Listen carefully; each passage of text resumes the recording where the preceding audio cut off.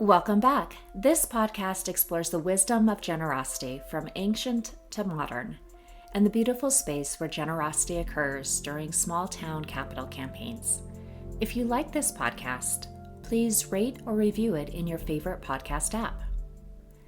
As we consider capital campaigns during times of uncertainty, what are ways to increase trust and giving within the community? The first step is for leaders of the nonprofit and the campaign to give first and to be public about their giving. This is not a new principle. Instead, it comes from ancient wisdom. This week, I am reading from the Analects by Confucius, written sometime between 551 and 479 BC. Quote, "Go before the people with your example and be laborious in their affairs," unquote. Over 2,500 years later, this wisdom still holds true.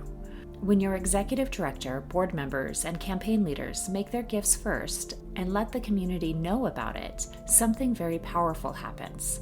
They are sending a signal that goes way beyond the donation. They are showing confidence despite uncertainty. Think about it. There is never a perfect moment to launch a campaign, but when your leaders step forward with their own money, they are saying, "We believe this. We believe in this. We believe in it enough to invest our own money right now, even when we can't predict everything that's coming." That kind of confidence is contagious.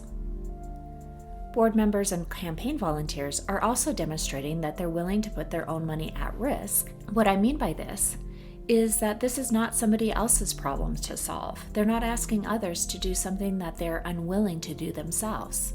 And we certainly notice this in small towns. Those donations signal a commitment to work hard, no matter what obstacles that will inevitably come. For example, when the executive director makes a significant gift early in the campaign, they've just told everyone, "I'm in. I'm going to do whatever it takes to make sure we reach this goal," because no one wants to see their own investment fail. The second part of this ancient wisdom flows from the first. Be laborious in their affairs.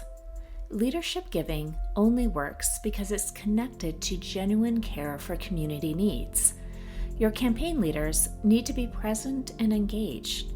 They need to show up, have conversations, listen to concerns, and demonstrate through their actions that this campaign matters because the community matters. So during times of uncertainty, don't skip these steps. Don't ask others to give first. Don't ask others to give their time first.